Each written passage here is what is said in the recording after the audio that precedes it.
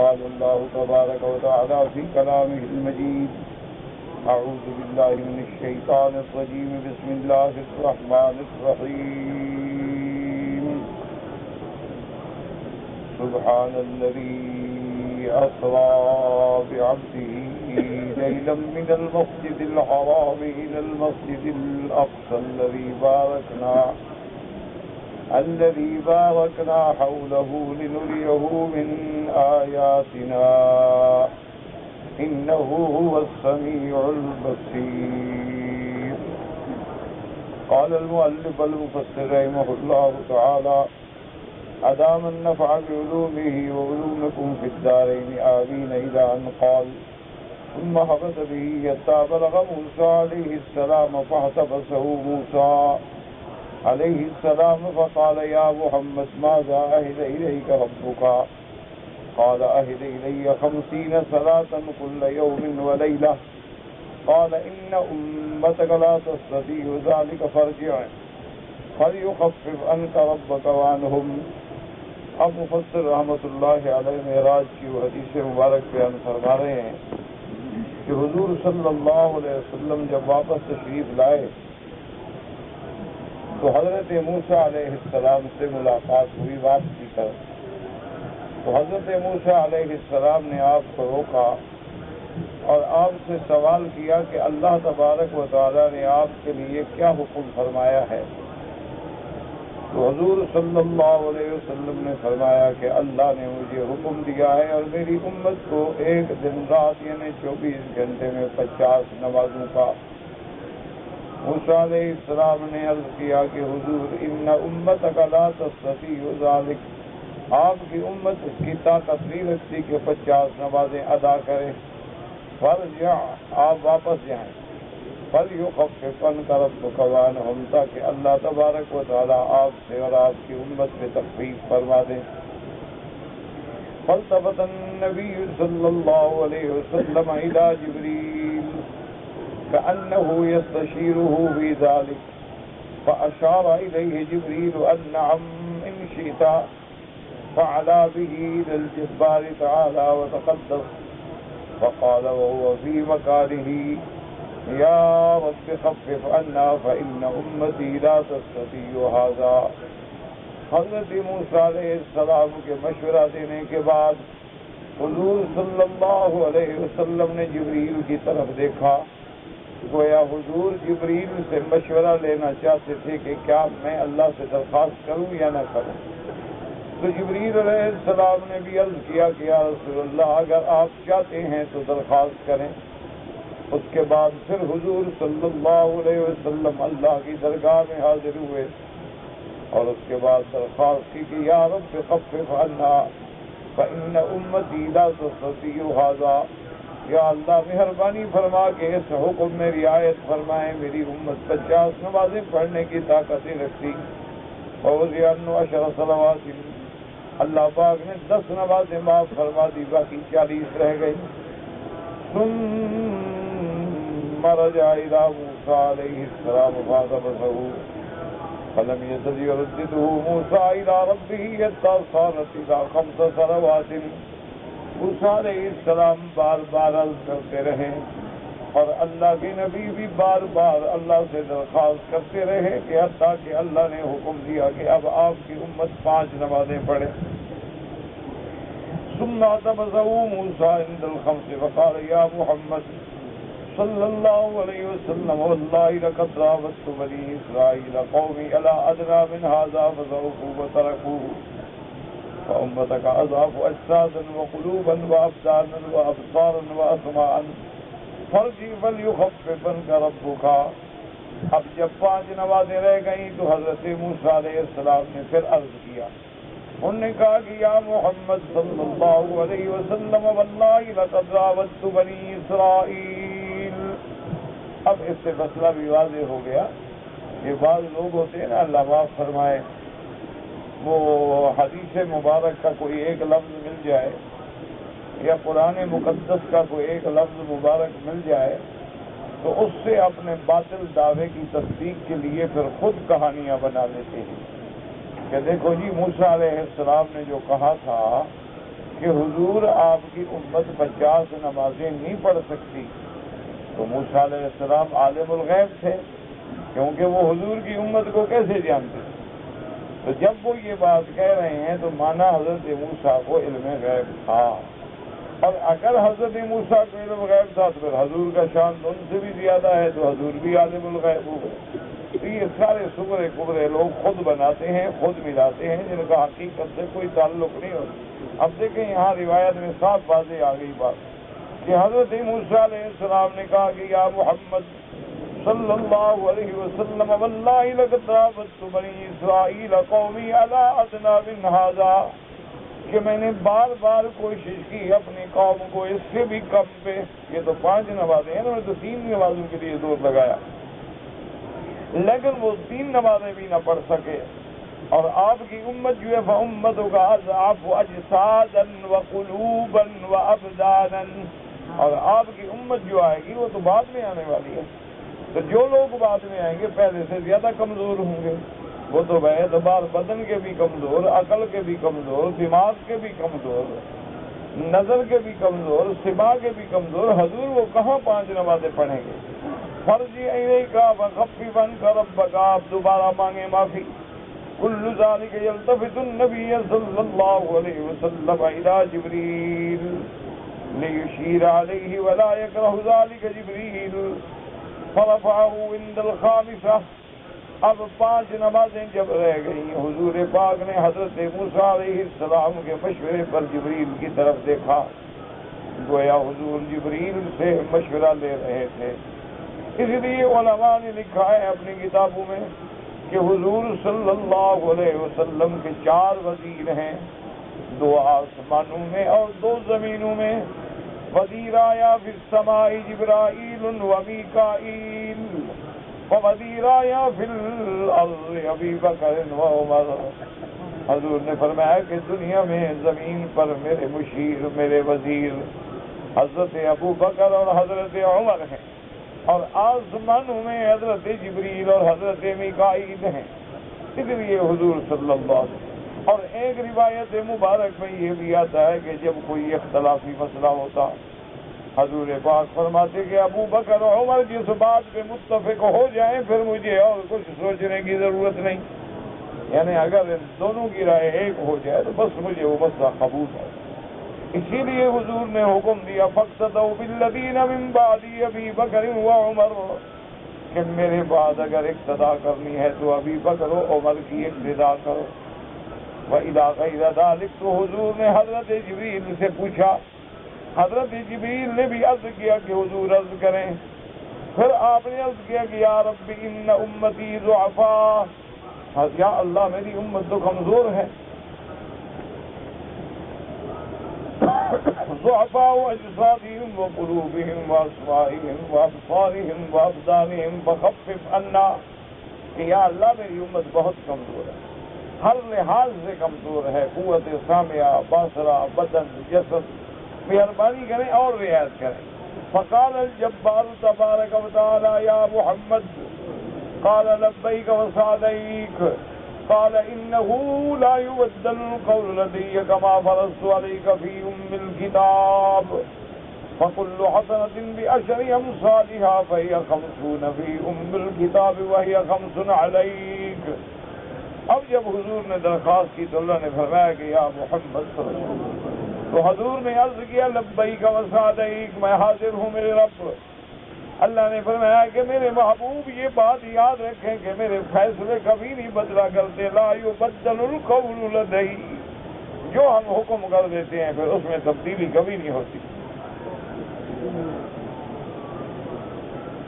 اور ہم نے لوح محفوظ میں یہ بات لکھ دی ہے کہ آپ کی امت پہ 50 نمازیں فرض ہیں، لیکن کل حسنۃ بعشر امثالها، اب ایک نیکی جو ہے اس کا 10 بھی نہیں ہے، من جاء بالحسنۃ فلہ عشر امثالها، تو اب آپ کی امت جو ہے نمازیں تو 5 پڑھے گی لیکن لکھی 50 جائیں، تو لہذا وہ میرا فیصلہ 50 والا بھی برقرار اور آپ کی امت پہ رعایت بھی برقرار، کہ اب امت جو ہے وہ 5 نمازیں پڑھتی ہے لیکن اللہ کے ہاں 50 لکھی جاتی ہے۔ اور اگر اللہ تبارک و تعالی مسجد الحرام میں نماز نصیب فرماتے تو ایک نماز کا 1,00,000 گنا ثواب لکھا جاتا. تو جن لوگوں نے گویا 5 نمازیں بھی ادا کی تو 5,00,000 گنا ثواب ملا. تو اللہ تبارک و تعالی کی رحمت جو ہے بہت اوسع. فرجع إلى موسى فقال كيف فعلت فقال خفف عنا أعطانا بكل حسنة عشرا صالحا. قال موسى فلقد والله راودت بني إسرائيل على أدنى من ذلك فتركوا فارجع إلى ربك فليخفف عنك أيضا. قال رسول الله يا موسى قد والله استحييت من ربي عز وجل مما اختلف إليه. قال فأهبط بسم الله.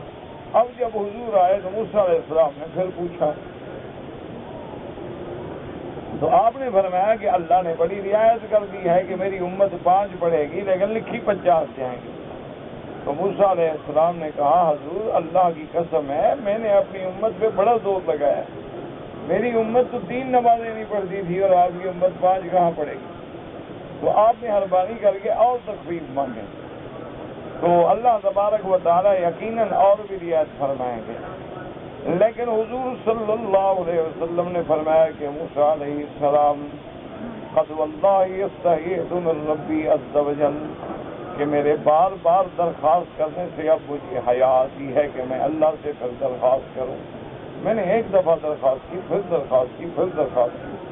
تو اللہ کی عظمت و جلال کا تقاضا یہ ہے اور میرے ادب کا تقاضا یہ ہے کہ اب میں درخواست نہیں کروں گا. اللہ تبارک و تعالیٰ میری امت کو توفیق عطا فرمائیں گے.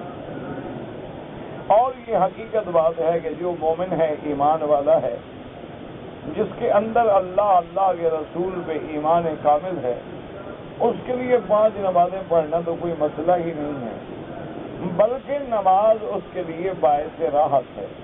جیسے کہ صحیح حدیث مبارک میں آتا ہے کہ حضور صلی اللہ علیہ وسلم حضرت بلال کو فرما دیا ارحنا یا بلال ارحنا یا بلال. بلال وقت نہیں ہوا اذان کہو ہمیں راحت پہنچاؤ نماز پڑھیں ہمیں آرام ملے.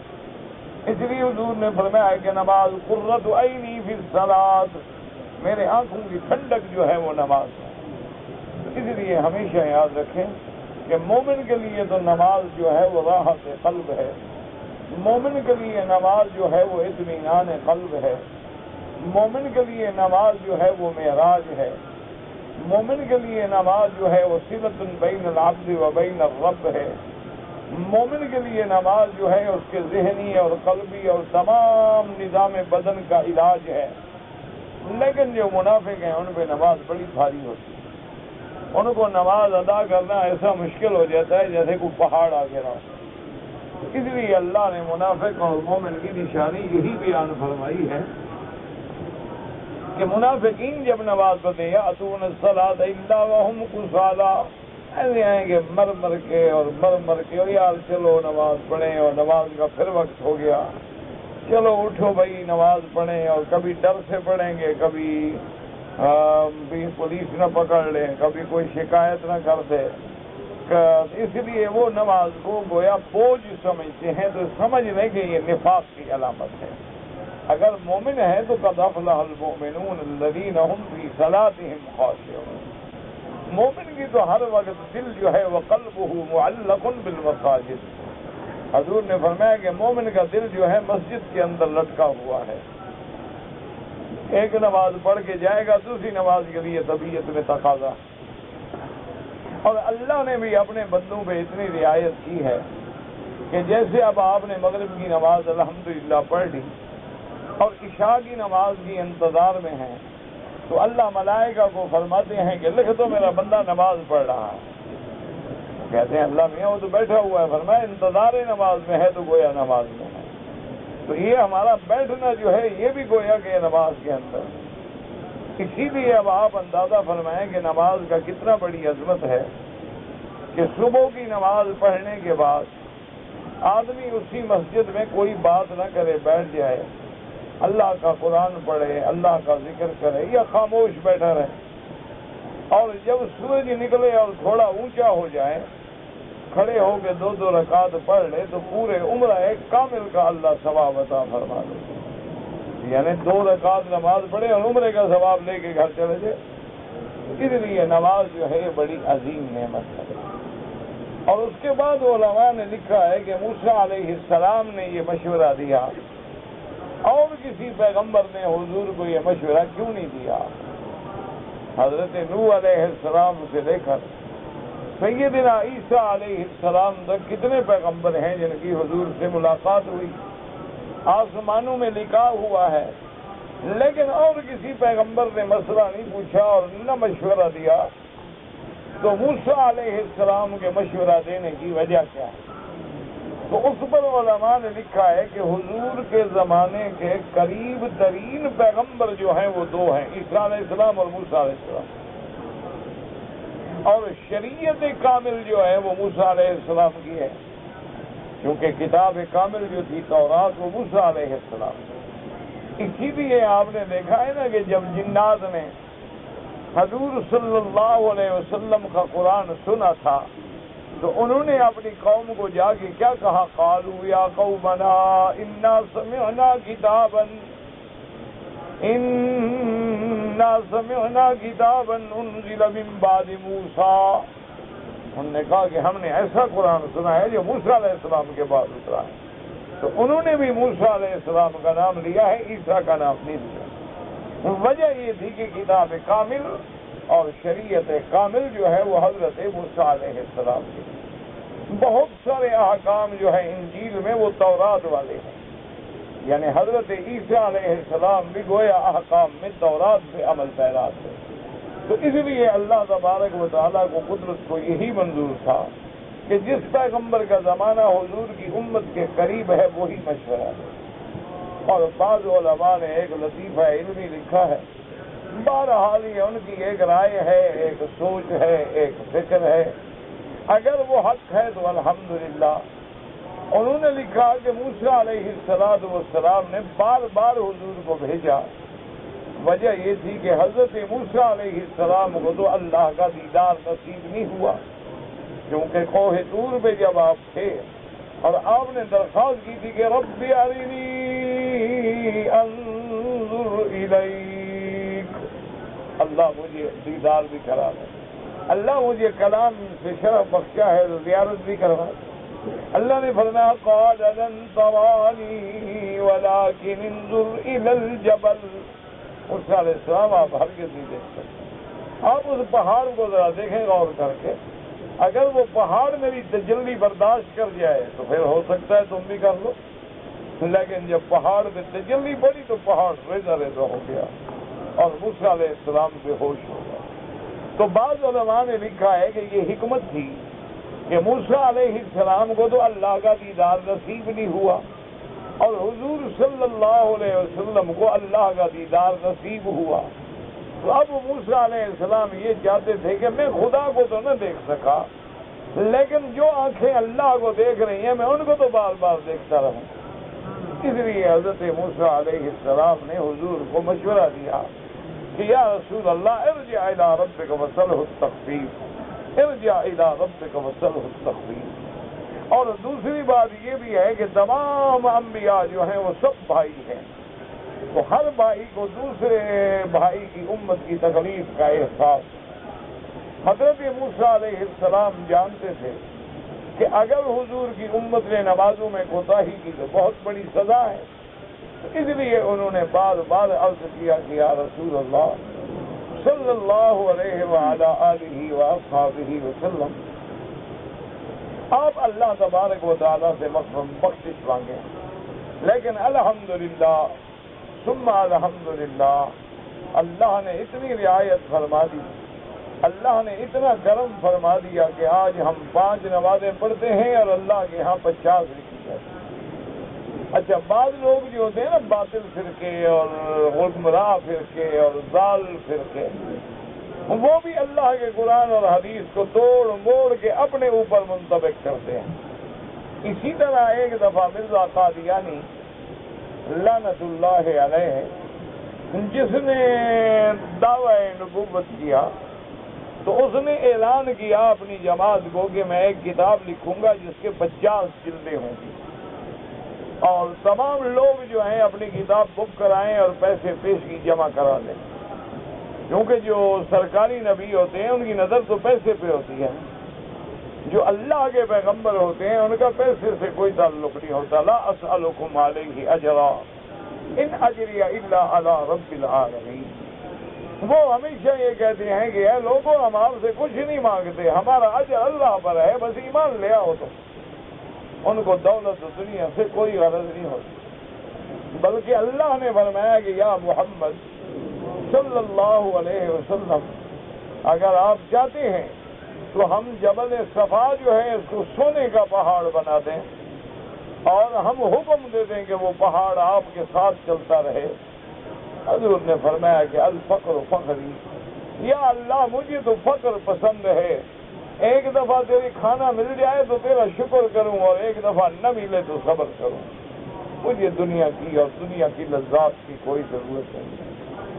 تو اب جناب اس مرزا قادیانی علیہ ما علیہ نے 50 جلدیں کتاب لکھنے کا اعلان کر دیا، اور لوگوں نے دھڑا دھڑ پیسے جمع کرانے شروع کیے، چونکہ باطل مذہب تو پیسوں سے چلتا ہے، پیسہ نہ ہو مذہب ختم، پیسہ چلے گا مذہب چلے گا، پیسہ ختم مذہب بھی ختم۔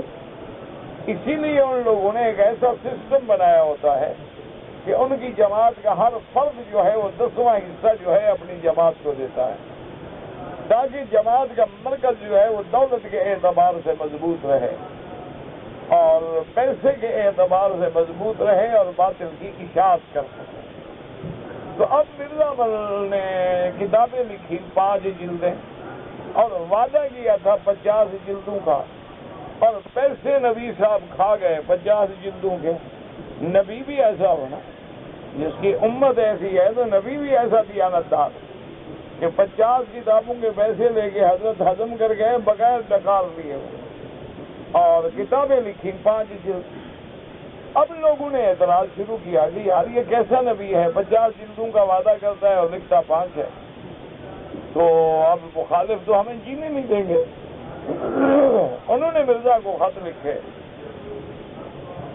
کہ جناب علی، آپ نے تو 50 جلدوں کا وعدہ کیا تھا اور ہم نے پیسے بھی 50 جلدوں کے جمع کرائے، لیکن کتابیں آپ نے 5 لکھی ہیں۔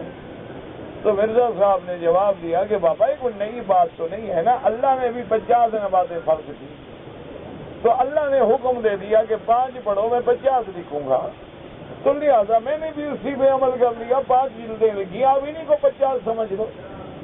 جیسے 5 نمازیں 50 ہو جاتی ہیں تو میری 5 جلدیں یا 50 جلدیں ہو جائیں گی، تو بس تم اسی پر عمل کر لو، تو گویا تم نے حدیث پہ عمل کر لو۔ نعوذ باللہ ثم نعوذ باللہ۔ تو باطل لوگ جو ہیں وہ اس طرح حدیثوں کو توڑتے ہیں، وہ اس طرح حدیثوں کی تعویلات کرتے ہیں، وہ احادیث مبارک کے معانی میں ایسی تحریف کرتے ہیں لوگوں کو گمراہ کرنے کے لیے۔ اب دیکھو نا، جیسے حدیث مبارک میں آتا ہے کہ میرے آقا سرکار دو عالم رحمت مجسم رحمت للعالمین رسول رب العالمین سیدنا محمد الرسول اللہ، آپ پہاڑ پہ کھڑے ہیں اور آپ کے ساتھ حضرت ابو بکر ہے اور حضرت عمر ہے اور حضرت عثمان ہے۔ ایک پہاڑ پہ کھڑے ہیں تو حدیث میں آتا ہے کہ پہاڑ میں ایسے زلزلہ آیا تو حضور نے اپنے پاؤں مبارک سے پہاڑ کو ایسے مارا اور فرمایا اثبت، ٹھہر جاؤ، ما علیک الا نبی و صدیق و شہیدان، کہ تیرے اوپر کوئی نہیں کھڑا ہے مگر ایک اللہ کا نبی ہے اور ایک صدیق ہے اور 2 شہید ہیں، یعنی محمد الرسول اللہ سیدنا ابی بکر صدیق اور حضرت عمر حضرت عثمان شہید۔ میں ما علیک الا نبی و صدیق و شہیدان ہے، تو پہاڑ جو تھا وہ ٹھہر گیا۔ تو یہ معجزہ تھا محمد الرسول اللہ صلی اللہ علیہ وسلم۔ اور ہماری برادری نے بتایا اس سے کیا مسئلہ سمجھا ہے، انہوں نے کہا وہابی نہیں مانتے جناب، حضور کے لیے تو پہاڑ بھی دھمال کھیلتے تھے، ہم کیوں نہ دھمال کھیلیں۔ دیکھو کیسا مسئلہ سمجھا ہے انہوں نے کہا جب حضور پہاڑ پہ کھڑے ہوتے پہاڑ دھمال کھیلتے تھے۔ تو انہوں نے جناب یہ مسئلہ نکال لیا، لہذا وہ کہتے ہیں جی قوالی میں جو ہم دھمال کھیلتے ہیں نا، اور ہمیں جو وجد آ جاتا ہے اور ہمیں پتہ ہی نہیں ہوتا اور ہوش بھی نہیں ہوتا اور بالکل ہم اپنے عقل و خیرت سے باہر نکل جاتے ہیں، تو یہ وہی وجہ ہے کہ جس کو دیکھ کے پہاڑوں کو وجد آ جائے تو ہمیں کیوں نہ آئے؟ نعوذ باللہ ثم نعوذ باللہ۔ اللہ تبارک و تعالیٰ نے ایمان سے کہیں ہمیں نبی کے اتباع کی حکم دی ہے یا پہاڑ کے اتباع کی؟ نہیں، اللہ نے ہمیں کیا حکم دیا؟ کس کی اتباع کرو، پہاڑ کی یا نبی کی؟ تو نبی نے کیا فرمایا؟ آپ نے فرمایا مت ہلو۔ نبی نے تو دھمال کھیلنے والے کے منہ پہ جوتا مار دیا۔ تو تم نبی کی اتباع کرو گے پہاڑ کی اتباع کرو گے؟ ہم تو محمد مدنی کے حضور نے پاؤں مارا ہے، جوتا مارا ہے، اور فرمایا اس وقت ٹھہر جاؤ، مت حرکت کرو۔ تو ہم حضور کے غلام ہیں، ہمیں تو نماز میں بھی حکم ہے کہ مت حرکت کرو۔ سجدے کی جگہ پہ تیری نظر ہو اور تیرے بدن پہ خشوع ہو۔ ایک آدمی نے ایسے داڑھی میں خارج کی، حضور نے فرمایا اگر اس کے دل میں خشوع ہوتا تو ہاتھ بھی نہیں اٹھے۔ ایک کھیل رہا ہے نماز میں داڑھی کے ساتھ، اور آج کل تو ماشاء اللہ جناب نماز میں موبائل سے کھیلتے ہیں، گھڑی سے کھیلتے ہیں، اور رومال بناتے رہتے ہیں، ماشاء اللہ اس کے پھول نکالتے رہتے ہیں، اس میں فرق نہ پڑ جائے۔ انا للہ و انا الیہ راجعون۔ یہ 14ویں صدی کے مجتہد اور 14ویں صدی کے حدیث سمجھنے والے ہم نے آج تک نہیں دیکھے۔ یہ کوئی نئی قوم ہے، اللہ ان کو ہدایت عطا فرمائے اور ہمیں بھی ہدایت عطا فرمائے۔ تو اس لیے ہمیشہ یاد رکھیں کہ مسائل بنائے نہیں جاتے۔ ہمیشہ یاد رکھو کہ ایک قرآن کی آیت ہے، جو ترجمہ اس کا حضرت ابن عباس اور صحابہ نے سمجھا ہے بس اس پہ ہمارا ایمان ہے، کیونکہ ان لوگوں نے قرآن پڑھا ہے محمد الرسول اللہ، اور میرے مدنی نے پڑھا ہے اللہ سے، پھر اس ترجمے میں کیسے غلطی ہو سکتی ہے؟ لاکھ تم عقل دوڑاتے پھرو اور لاکھ تم ضرب تقسیم کرتے پھرو، نبی کو قرآن کس نے پڑھایا ہے؟ اللہ نے پڑھایا ہے۔ اور صحابہ کو قرآن کس نے پڑھایا؟ محمد الرسول اللہ نے۔ تو ان کی تفسیر غلط ہوگی، ہماری ٹھیک ہوگی، یہ عقل کی بات۔ تو اس لیے ہمیشہ یہ عادت ہوتی ہے باطل فرقوں کی کہ وہ موقع دیکھنے کے بعد مسائل بناتے ہیں خدا کے بندے۔ انا للہ و انا الیہ۔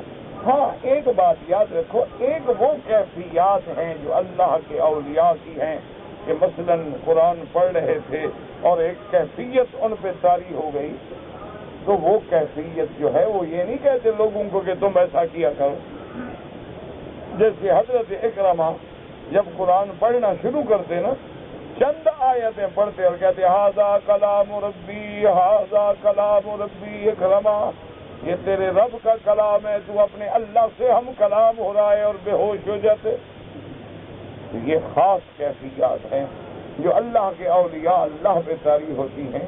اس کا معنی یہ نہیں ہوتا کہ اس کو تم دین بنا لو اور دھمال نکالو اور قوالیاں نکالو اور جناب رقص کرو اور جناب مزاروں پہ کھڑے ہو کے بھنگڑے ڈالو۔ یہ کیا خدا کا خوف کرو۔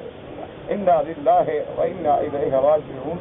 اللہ تبارک و تعالی رحمت فرمائے۔ آپ نے دیکھا نہیں مزاروں پہ کیا حال ہوتا ہے؟ چمٹے لوہے کے ہاتھ میں ہیں جناب، گلے میں کنٹھے ہیں، لوہے کی زنجیریں ہیں، بال کھلے ہوئے ہیں، اور 2 گیلن بھنگ پی ہوئی ہے اور جناب دھمالیں ہو رہی ہیں۔ کیا جی اللہ کو مل گیا؟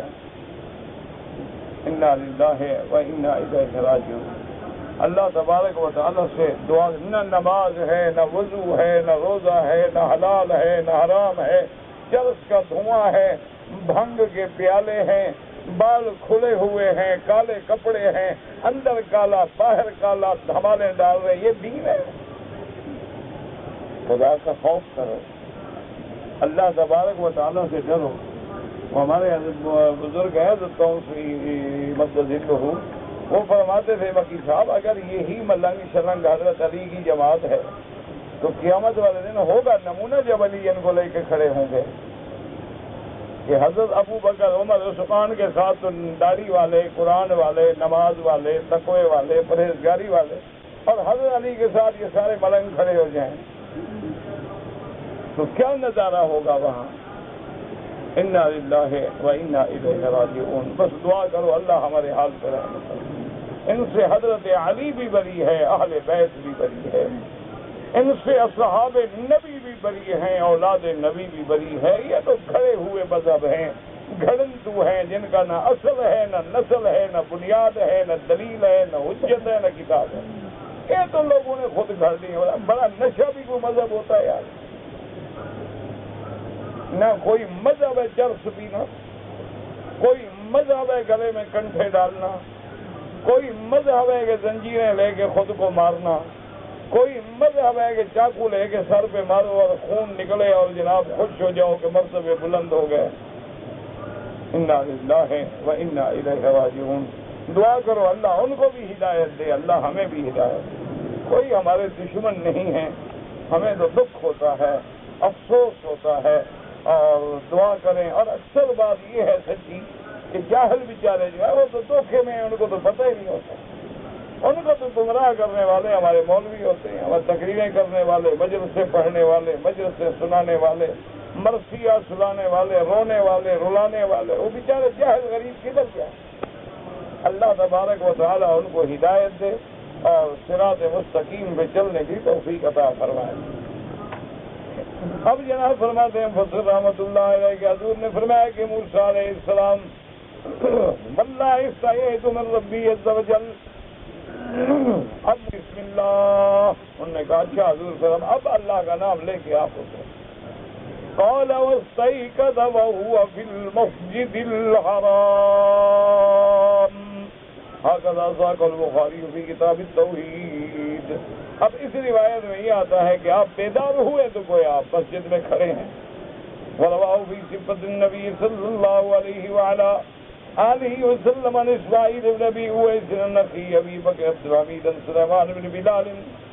ورواه مسلم عن هارون بن سعيد عن ابن وهب عن سليمان قال زاد الاكثر وقدم واخر. یعنی کچھ تقدیم تاخیر ہے، کچھ زیادتی ہے، کچھ کمی ہے. فهو كما قال مسلم بن شريك بن عبد الله بن ابي نمر اذ ضرب في هذا الحديث صاحبه. اس کو اضطراب ہے اور اس کا حافظہ بھی آخر میں ٹھیک نہیں تھا. ولم يثبت كما سياتي بيانه ان شاء الله في الاحاديث الاخر. ومنهم من يجعل هذا مناما. بعض لوگ کہتے ہیں یہ سارا واقعہ جو ابھی ہم نے پڑھا یہ نیند کا ہے، لیکن توطئۃ بما وقع بعد ذلك. واللہ اعلم. یعنی اللہ نے پہلے خواب بھی دکھایا اور پھر جسمانی طور پر بھی کرایا. وقد قال الحافظ ابو بکر البیہقی في حدیث شریک زیادۃ تفرد بها على مذهب من زعم انه صلی اللہ علیہ وسلم رأى اللہ عز وجل.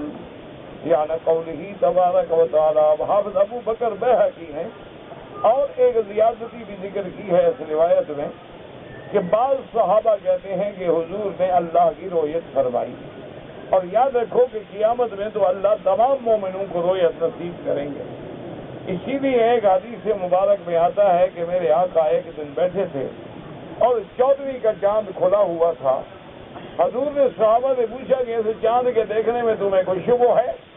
تو صحابہ نے کہا حضور 14ویں کے چاند میں کیا شبہ ہو سکتا ہے؟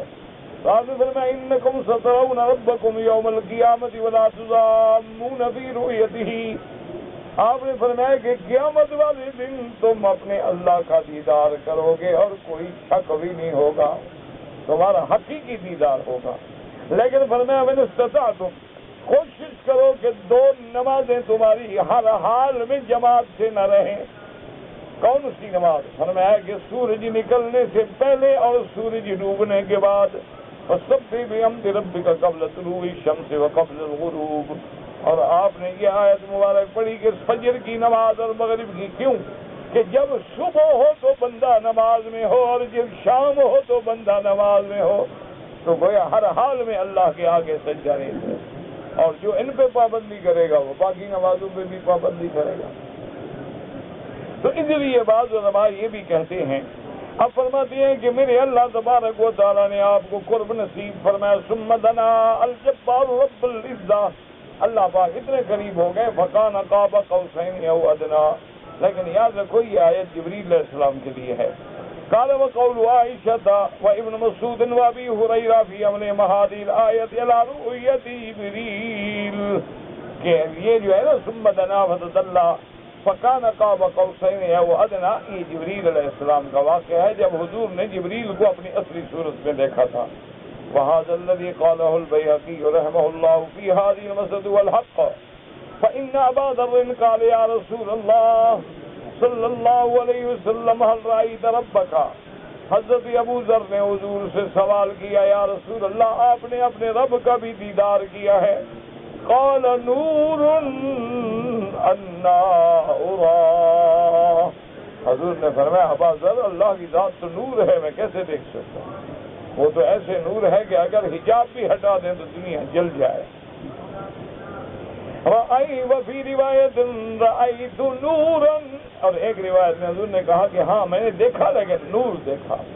اخرجہ مسلم قوله ثم دنا فتدلى فكان قاب قوسين او ادنى، کہ جب حضور نے جبریل علیہ السلام کو اصلی صورت میں دیکھا تو حضور بے ہوش ہو گئے.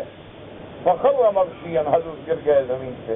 تو جبریل نے فوراً شکل بدلی اور حضور کے قریب آیا اور کہا انت رسول اللہ وانا جبرائیل، محمد مصطفیٰ آپ اللہ کے رسول ہیں اور میں جبریل ہوں، آپ نہ گھبرائیں.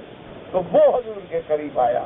ثم دنا فتدلى فكان قاب قوسين او ادنى انما هو جبريل عليه السلام كما ثبت ذلك في الصحيحين عن عائشة ام المؤمنين وابن مسعود رضوان الله عليهم، وكذلك هو في صحيح مسلم النبي هريرة لا يعرف لهم مخالف من الصحابة لتفسير هذه الآية بهذا.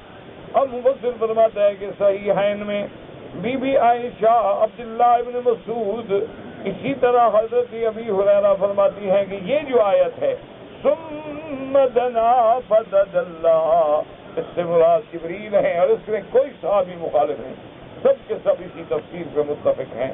اللہ تبارک و تعالی آپ کو بھی اور مجھے بھی دین کے سمجھنے کی اور اس پہ عمل کرنے کی توفیق عطا فرمائے.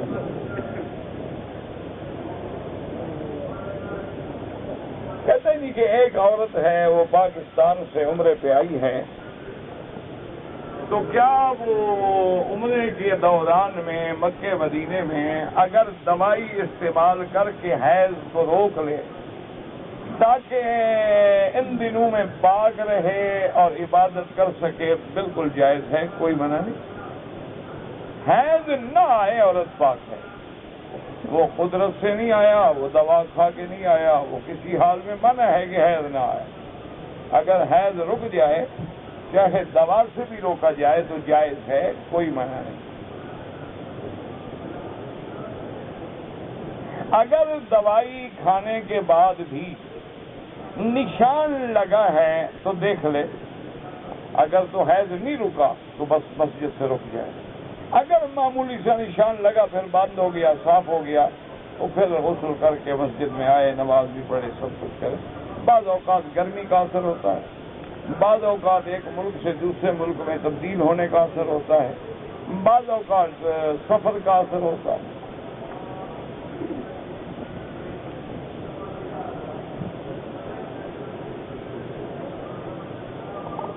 میرے استاد حضرت غلام قادر صاحب جموں کشمیر میں بیمار ہیں، اللہ ان کی شفاء کاملہ عطا فرمائے، اللہ تمام بیماروں پہ رحم فرمائے.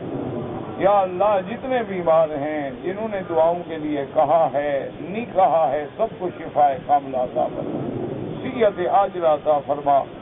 اور ہمارے گھر والوں کی دعا صحت کے لیے بھی دعا کیا کریں کہ اللہ صحت کاملہ عطا فرمائے. کہتا ہے جی کیا مجھے نہیں سمجھ آیا کیا پان کھانا جناب مکروہ ہے. کہتے جی کہ انسان اپنی پسند کی شادی کر سکتا ہے ورنہ میری پسند پہ کرے گا. ہر کوئی اپنی پسند پہ کرتا ہے، بے وقوف آدمی.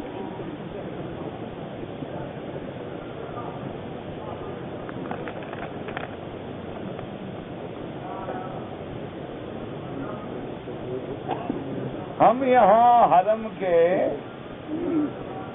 کا سگالا لگا رہے ہیں.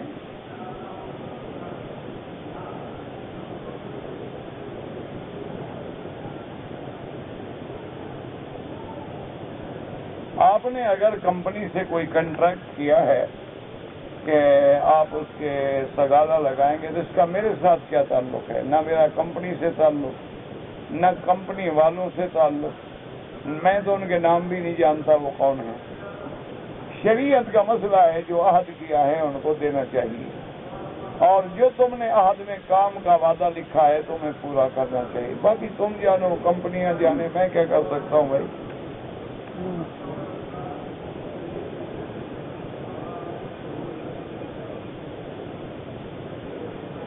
میں نے اپنے بیٹے کا نام ہائرہ رکھا. ہائرہ کیا بلا ہوتی ہے؟ ابو ہریرہ ہوگا یار. اب یہ تو حال ہے مسلمانوں کا، ان کو صحابی کا نام لکھنا نہیں آتا. انا للہ و انا الیہ. بلی کا باپ کہنا کو بری بات ہے. لوگ تو بلیوں کے نام پہ $1,000,000 کی جائیدادیں بک کرا رہے ہیں. تمہیں کیا تکلیف ہو گئی ہے؟ حضرت ابو ہریرہ کیونکہ آپ کو بلیوں سے محبت تھی تو ان کو حضور نے یہ لقب دیا. جو لقب رکھتے ہیں وہ بلیوں کو نہیں دیکھتے، وہ حضور کے دیے ہوئے لقب کو دیکھتے. اگر تمہارا دماغ میں جہالت ہے تو میں کیا کر سکتا ہوں؟ سیدنا علی رضی اللہ تعالی عنہ، آپ کی کنیت مبارک جو ہے وہ ابو الحسن ہے، کیونکہ ہمیشہ یاد رکھیں کنیت ہوتی ہے بڑے بیٹے سے، اور حضرت علی پاک کے بڑے بیٹے جو ہیں وہ حضرت حسن ہے رضی اللہ عنہ. تو اس لیے آپ کی کنیت تھی ابو الحسن علی ابن ابی طالب رضی اللہ تعالی عنہ. لیکن حضور ایک دن آپ سوئے ہوئے تھے اور سر مبارک مٹی پہ تھا اور بدن مبارک بھی مٹی پہ تھا، تو آپ کے بالوں میں بھی مٹی تھی اور بدن پہ بھی مٹی تھی. تو میرے پاک محبوب محمد مصطفیٰ آئے تو انہوں نے مٹی بھی جھاڑی اور فرمایا کم یا ابی تراب، کم یا ابی تراب، وہ مٹی کے باپ اٹھو. تو حضرت علی نے فرمایا کہ آج کے بعد مجھے اسی کنیت سے پکارو جو محمد مصطفیٰ نے رکھی. آپ نے اپنے بیٹے کی کنیت بدل ڈالی اور اپنے آپ کو ابی تراب کہلایا. اسی طرح ایک صحابی تھے حضور کے، ان کا نام حضرت حذیفہ ہے رضی اللہ تعالی عنہ. ان کو نیند بڑی آتی تھی، تو ایک دن وہ سوئے ہوئے تھے اور حضور جگا رہے ہیں، وہ اٹھتا نہیں بیچارہ. بعض لوگوں کی نیند بڑی ثقیل ہوتی ہے کہ بڑی شدید نیند ہوتی ہے. تو حضرت آقا انعامدار بار بار اٹھائیں اور وہ بار بار پڑھتے ہیں قم یا نعمان، قم یا نعمان، اور نیند کے باپ اٹھو. تو ان کی کنیت ہو گئی. اللہ کے بندے، تو اگر تم نہیں رکھا تھا خدا کا خوف کریں. عقل کی بات. اب دیکھیں نا، مثلا میرا نام ہے جو کاغذوں میں، میرے سرٹیفکیٹوں میں اور میری سندات میں اور میری جائیداد میں اور میرے زمینوں میں، اور میرا نام پورا محمد مکی ہے. جب یہاں نیشنلٹی کا مسئلہ ہے، انہوں نے کہا جی ایک نام رکھیں. یہ لمبے چوڑے نام آپ کے ملکوں میں جو ہیں ہم تو نہیں رکھ سکتے، تو کمپیوٹر قبول ہی نہیں کرتا. چھوٹا سا کھانا ہے اور اتنے لمبے چوڑے نام کہاں لکھیں ہم؟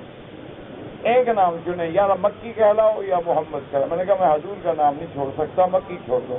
حالانکہ مجھے محمد کے نام سے تو کوئی جانتا ہی نہیں. اس لیے بعد جب ہم جاتے وہ پریشان ہوتے کہ محمد خیر محمد کون ہے بھائی، کیونکہ وہ میرا نام تو ساری دنیا کے سامنے مکی کے نام سے ہے. لیکن میں نے کہا بھی حضور کا نام ہے، میں وہ نہیں چھوڑتا. وہ آپ رہے کوئی جانتا ہے جانے نہیں جانتا ہے، نہ جانے کوئی فرق نہیں پڑتا، لیکن ہم محمد کا نام کیوں کاٹتے ہیں صلی اللہ علیہ. میں نے کہا میرا نام مکی تو کاٹ دو لیکن لکھو محمد خیر محمد.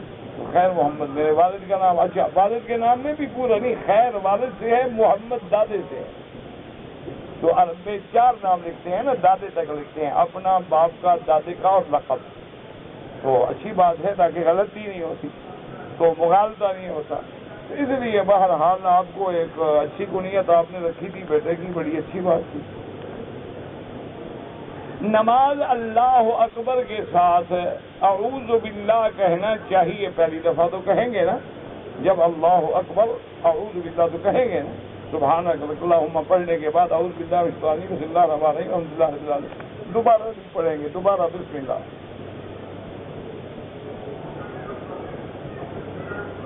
الحمدللہ سے پہلے پہلے اللہ اکبر، سبحانک اللہم و بحمدک و تبارک اسمک و تعالی جدک و لا الہ غیرک، اعوذ باللہ من الشیطان الرجیم، بسم اللہ الرحمن الرحیم، الحمدللہ رب العالمین۔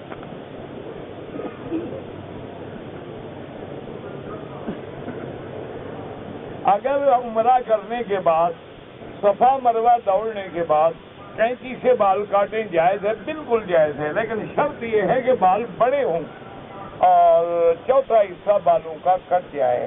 اگر بال اتنے ہیں جو کینچی میں آ ہی نہیں رہے تو پھر اس طرح پھروانا ہوگا۔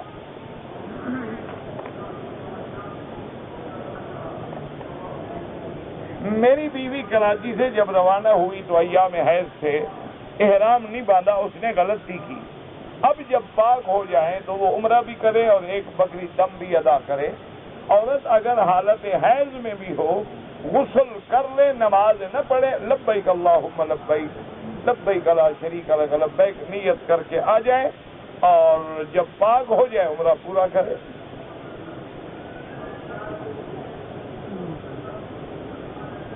بہرحال آپ جہاز میں سوار ہوئے، احرام باندھ لیا، جہاز خراب ہو گیا اور آپ ہوٹل چلے گئے اور آپ نے اگر احرام کی چادریں کھول کے پاکستانی اپنے کپڑے پہن لیے، دم پڑ گئی۔ احرام یہ نہیں ہوتا مذاق، جب چاہو باندھ لو جب چاہو کھول لو، کہ بچوں کا کھیل ہے، تو آپ کو ایک دم دینی ہوگی۔ آپ نے احرام کی حالت میں گویا کپڑے پہنے۔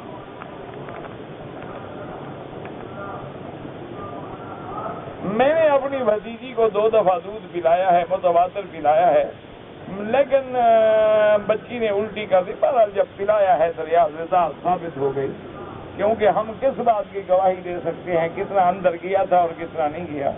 الٹی میں سارا نکل آیا ہے، کچھ اندر رہ گیا۔ تو بہرحال حضور نے فرمایا ہے الحلال بین والحرام بین وبینہما امور مشتبہات، حلال بھی واضح ہے، حرام بھی واضح ہے، درمیان میں کچھ مشتبہ امور ہوتے ہیں۔ حضور نے فرمایا جس میں شبہ پڑ جائے اس سے بھی بچ جاؤ۔ تو اب ایک حلال حرام کا مسئلہ ہے، تو اس لیے بہرحال آپ سمجھیں گے آپ نے دودھ پلایا ہے اور آپ کی بچی ہے۔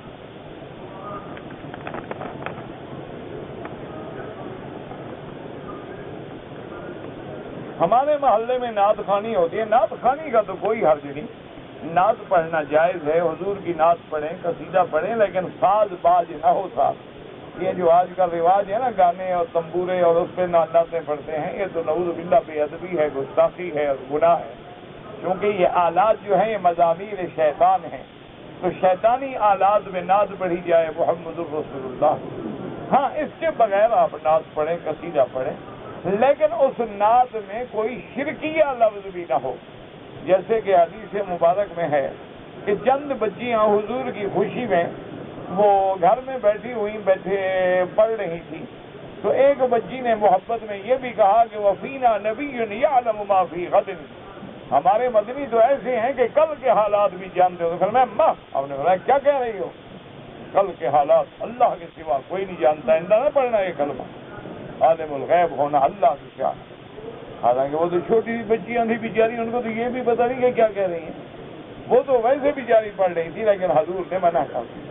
تو آپ نعت پڑھیں، ضرور پڑھیں، لیکن نعت صحیح ہو اور حضور کی صفت ہو، سیرت ہو، رات دن نعت پڑھیں، قصیدہ پڑھیں، حضور کے عشق میں شعر محبت سے پڑھیں، لیکن گانا بھی نہ ہو اور گانے کی دھن بھی نہ ہو اور آلات موسیقی بھی نہ ہوں اور بجانے کی کوئی چیزیں بھی نہ ہوں اور شرکیہ کلام بھی نہ ہو۔ بالکل حضرت حسان پڑھتے تھے، حضور کے خلاف جب کافروں نے کچھ شعر کہے، حضرت حسان ہے، انہوں نے کہا یا رسول اللہ مجھے اجازت دیں کہ میں قریش کو جواب دوں آپ کا۔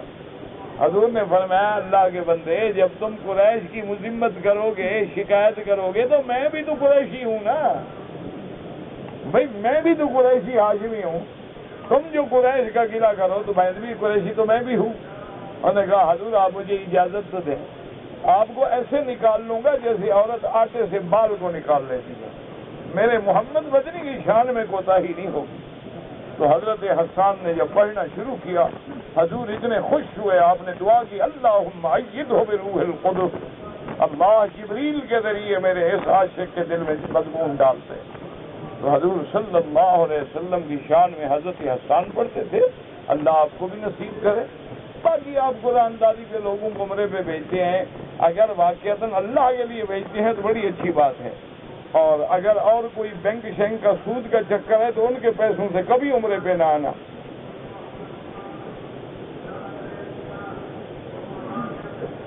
میری بہن کا رشتہ طے ہو رہا، اللہ کامیاب کروائے۔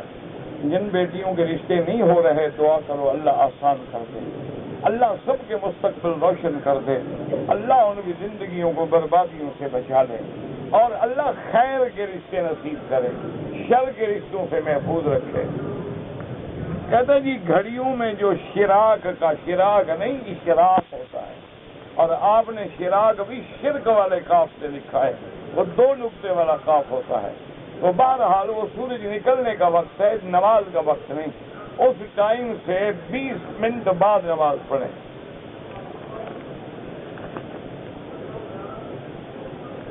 میں نے اپنے لیے تو ایک طواف کیا ہے اور باقی عزیزوں کے لیے کرتا رہتا، اللہ قبول فرمائے، آپ کو بھی ثواب دیں گے، ان کو بھی دیں گے۔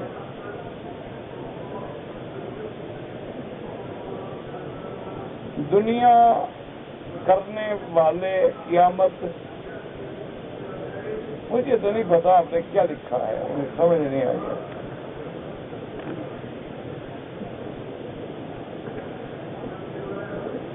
اگر ایک آدمی کاروبار کی نیت سے آیا اور انڈیا سے آتے ہوئے نیت تھی جدے رہنے کی، اور پھر اس نے احرام نہیں باندھا، 2-3 دن جدے میں رہا، بعد میں جدے سے احرام باندھا تو کوئی دم نہیں۔ اگر اگلی صف میں جگہ خالی ہے اور میں یہاں کھڑا ہوں، آپ کا سینہ کعبے سے نہ پھرے، ایک قدم آگے جا کے صف میں کھڑے ہو جائیں، کوئی حرج نہیں۔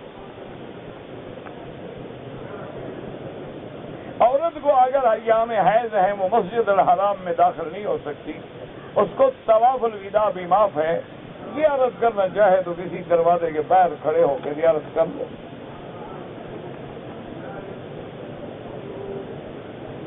اولاد اگر بالغ ہے اور والد جائیداد نہیں دیتا، کیوں دے؟ مرنے تو دو باپ کو،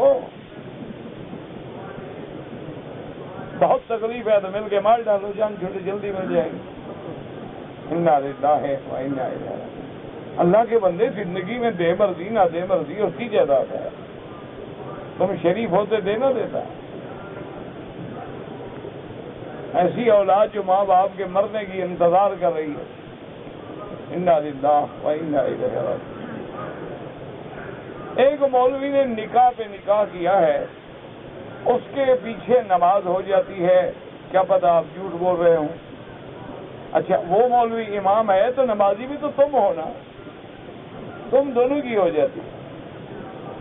ہاں کوئی متقی پرہیزگار ہو تو اس کی تو نہیں ہوگی۔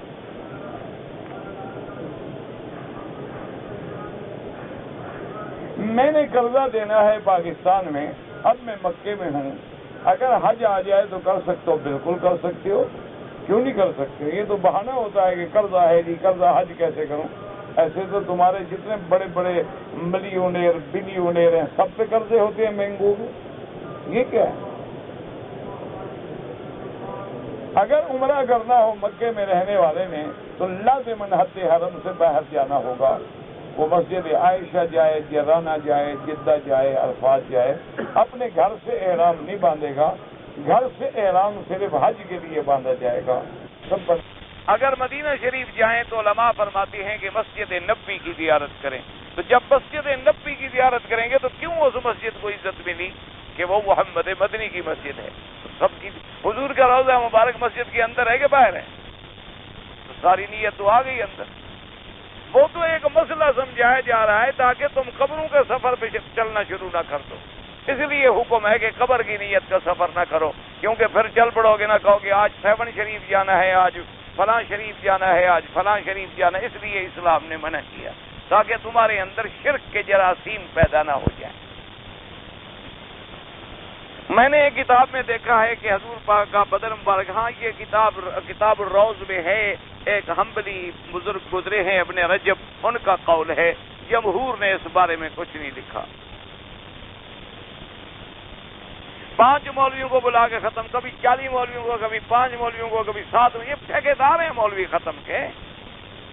بھائی تم خود قرآن پڑھو، خود شفا حاصل کرو، مولویوں کو تم نے بنایا ہوا ہے۔ اگر شوال میں زیارت کی نیت سے مدینہ منورہ جائے، اس کے بعد حج بھی کرنا ہو، ہاں تو عمرہ کرے گا تو پھر اس کا تمتع ہوگا، پھر اس کو قربانی دینی ہوگی۔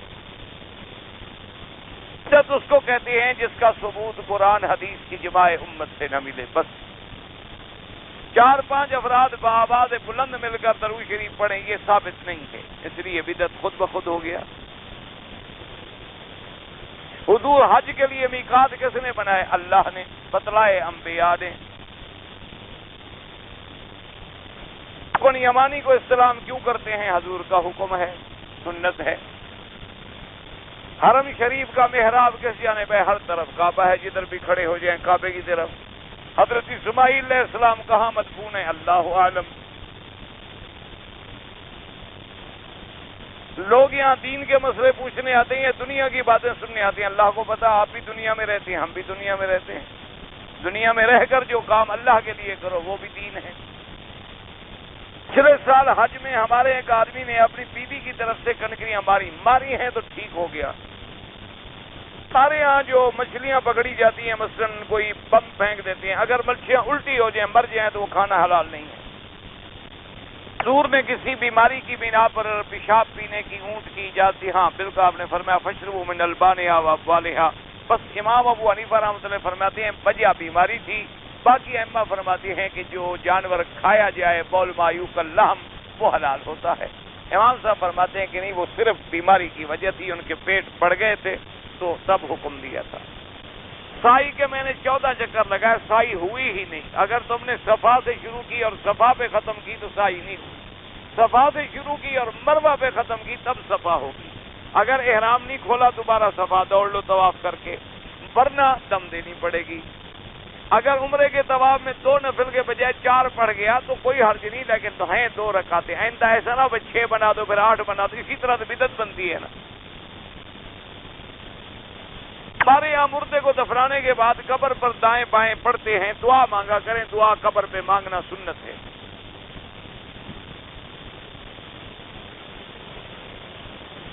ٹی وی کے اندر بہرحال جو چیزیں ایسے دیکھ سکتے ہو وہ اس میں بھی دیکھ سکتے ہو۔ آپ مجھے دیکھ رہے ہو، میں آپ کو دیکھ رہا ہوں، تو کو منع ہے؟ اگر ایسے منع نہیں تو ویسے بھی منع نہیں، لیکن بہتر ہے ان چیزوں سے بچو، ٹی وی شیزوں سے۔ نماز میں جیم کی جگہ میں ہے پڑ گئی ہے تو بابا کسی قاری سے جا کے مسئلے پوچھو۔ بعض علماء کی زبان سے سنا حدیث نکلا، یہ مجھے تو میرا تو یہ باپ بھی نہیں پڑھ سکتا۔ وہ دنیا کی زندگی گزارنا کا یہ تو بھائی، پھر میں کوئی یہ لغت پڑھوں گا تو پھر انشاءاللہ۔ تبلیغی نصاب مولانا زکریا صاحب نے لکھا ہے کہ انسان خواہش کا اتباع کرنے لگے، دنیا کو دین پر ترجیح دیے، پسند کرے تو اسے نہ جانے، اس کا چھوڑ کر یکسوئی کا حکم فرمایا۔ مجھے بہرحال یہ آپ نے لکھا ہے تو بہت بڑے عالم تھے، جو لکھا ہے ہم ان کا احترام کرتے ہیں، اور انہوں نے یہ حدیث نقل کی ہے کہ ایسا وقت آ جائے کہ لوگ بات ہی نہ سنیں، امر بالمعروف ختم ہو جائے، نہی عن المنکر ختم ہو جائے، لوگ اتباع خواہش کے پیچھے چل پڑیں، تو بھئی پھر اپنی اصلاح کرو، چپ کر کے بیٹھ جاؤ تاکہ فتنہ پھر بھی نہ کرو۔ حکم یہ ہے جو دم پڑ جائے جرمانے کا، اگر ہم بکری ذبح کریں وہ کھائیں جو غریب ہیں، یہ تھوڑا ہے کہ دم پڑ جائے ذبح کر کے پھر خود کھا جاؤ۔ وہ مثال مشہور ہے کہ ایک اندھے نے خیرات کی تو پھر اپنے لوگوں کو دیتا تھا، تو یہ نہ ہو کہ بھی دم ذبح کر کے پھر تم جا کے اپنے لوگوں کو دے آؤ، جو غریب ہے مسکین ہے اس کو کھلاؤ، فقراء مکہ، مکے کے فقیروں کو کھلایا جائے۔ اللہ مسلمانوں نے سب سے پہلی ہجرت کہاں کی؟ مسلمانوں سے مراد پتہ نہیں تم نوح علیہ السلام کے مسلمان پوچھتے ہو یا حضور کے مسلمان؟ نوح علیہ السلام کے زمانے میں جو لوگ تھے وہ بھی تو مسلمان تھے۔ حضور صلی اللہ علیہ وسلم کے مسلمان یعنی صحابہ سب سے پہلے ہجرت مکے سے حبشہ کی طرف ہوئی، اور پھر دوسری ہجرت مدینہ منورہ کی طرف ہوئی۔ کسی کی بھلائی کے لیے جھوٹی قسم کھائے، پہلے تو یاد رکھو کہ جھوٹی قسم نہ کھائے، لیکن دو مسلمانوں کی صلح کرنے کے لیے ایسی کوئی بات کرے تو اس کو جھوٹا کہا ہی نہیں جاتا، وہ تو مصلحت ہے، اصلاح ہے۔ جھوٹ وہ ہوتا ہے جب کسی کا اس سے حق تلفی یا نقصان مقصود ہو۔ اگر میں بہت مشکل میں جھوٹ بولوں، مشکل کو جان نکل رہی ہو تو پھر تو گنجائش ہے۔ کہتا ہے جی اگر کوئی آدمی عمرے پہ آیا پھر مزدوری کرتا رہا تو اس کا حج نہیں ہوتا، یہ غلط بات ہے، حج سب کا ہوتا ہے۔ ایک میں رہتا ہوں جموں میں اور ایک ہندو لڑکی ہے، وہ مسلمان ہو کے میرے ساتھ شادی کرنا چاہتی ہے۔ بالکل، آپ کیوں دیر کر رہے ہیں، جلدی کریں۔ ایک لڑکی مسلمان ہو رہی ہے تو شکر کرو، ابھی مسئلے پوچھ رہا ہے۔ تمہارے پوچھتے پوچھتے کسی ہندو نے شادی کر دی، تم نہیں پکڑے جاؤ گے کیا مسئلہ؟ تم تو ابھی مسئلہ پوچھنے آئے ہو نا مکی صاحب سے، انشاءاللہ پتہ نہیں کتنے سال کے بعد جاؤ گے۔ یہ مسئلہ پوچھ رہا ہے۔ بہرحال اگر وہ صحیح معنی میں اسلام لانا چاہتی ہے، اسلام لا کے علاقے کے علماء کے سپرد کرو، اس کے بعد وہ اس کے ولی بنے اور تمہارا نکاح پڑے۔ اچھا جی، میں مکے میں میرے بیوی بچے عمرہ کیا، عمرے میں نے اپنی بیوی تھوڑے سے بال کاٹے، میں نے اپنی بیوی کے بال عمرے کے بعد کاٹے تو کوئی بات نہیں، اس نے تمہارے بال کاٹے تو کوئی بات نہیں۔ لیکن اگر مرد تھوڑے بال کاٹے تو دم پڑ جاتی ہے، چوتھا حصہ بالوں کا کٹنا ضروری ہے۔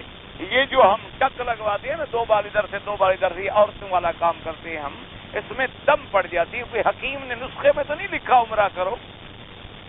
اگر عمرہ کرنا ہے تو پھر اسلام کے مطابق کرو، تمہارے بال کوئی حضور کے پاک کے بالوں سے زیادہ قیمتی ہے؟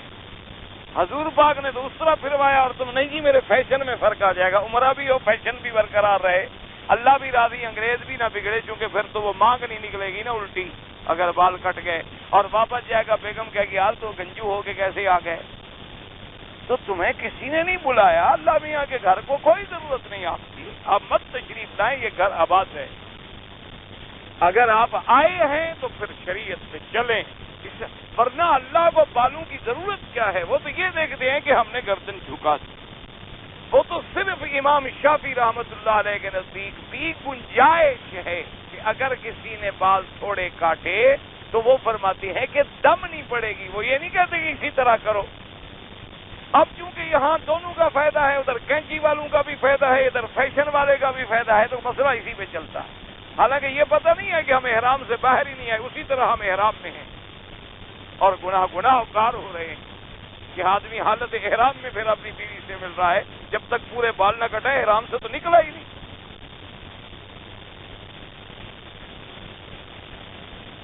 ختم جلالین پڑھنا پتہ نہیں مجھے، میں تو بابا یہ ختم کا قائل ہی نہیں، مجھے تو خوش نہ آیا یہ طریق خانقاہی، میں تو صرف خدا کو ماننے والا بندہ ہوں۔